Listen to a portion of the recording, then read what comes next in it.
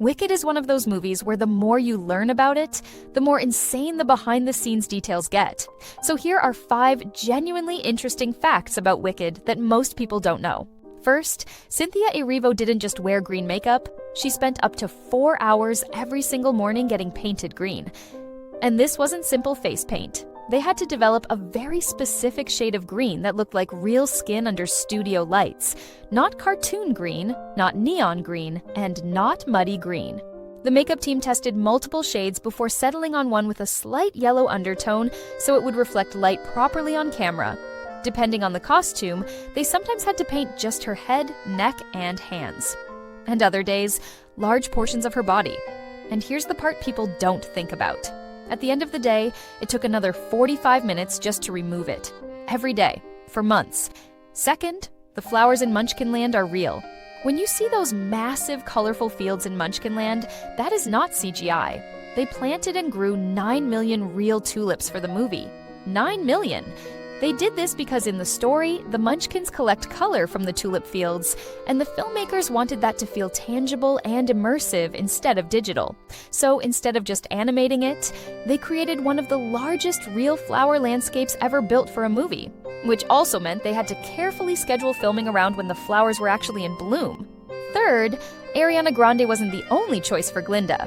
Before Ariana got the role, several major actresses auditioned for Glinda, including Renee Rapp, Dove Cameron, and Amanda Seyfried.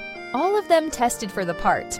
But Ariana had one huge advantage. She had been a lifelong Wicked fan and had actually trained vocally with Broadway in mind. When she auditioned, the creative team said her voice and comedic timing were exactly what they wanted for Glinda's personality. And once she landed the role, she didn't treat it like a pop project. She completely changed her vocal technique to sing in a more classical, musical theater style. Fourth, most of the singing was done live on set. This one is rare for movie musicals. Ariana Grande and Cynthia Erivo insisted on singing live while filming, instead of lip-syncing to pre-recorded tracks. That meant the sets had to double as recording studios. Microphones were hidden in costumes, props, and wigs. The orchestra tracks were adjusted to match their breathing and movement in real time. Why did they push for this? Because they wanted the performances to feel emotionally real, not polished and robotic.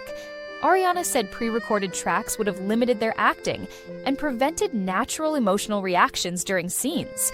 It also meant that when Cynthia was flying through the air in a harness, she was singing live while suspended. Which brings us to the 5th fact. Cynthia Erivo did many of her own stunts, including the flying scenes. She trained specifically to control her breathing while suspended in corsets and harnesses so she could still sing properly. That required changing her entire breathing technique because traditional singing posture doesn't work when you're literally hanging in the air. And here's something wild. She was also wearing heavy green makeup, prosthetic ears, corsets, and costume layers while doing it. So when you see Elphaba flying and belting out notes, that's not studio magic. That's real physical control, real singing, and real stunts happening at the same time. And one last bonus detail that ties everything together. Instead of relying heavily on CGI, Wicked used massive practical sets. They built real versions of the Yellow Brick Road. They constructed full Emerald City environments. They even built a real working train for the Emerald City scenes that weighed over 16 tons. The filmmakers wanted the world to feel lived in, not animated.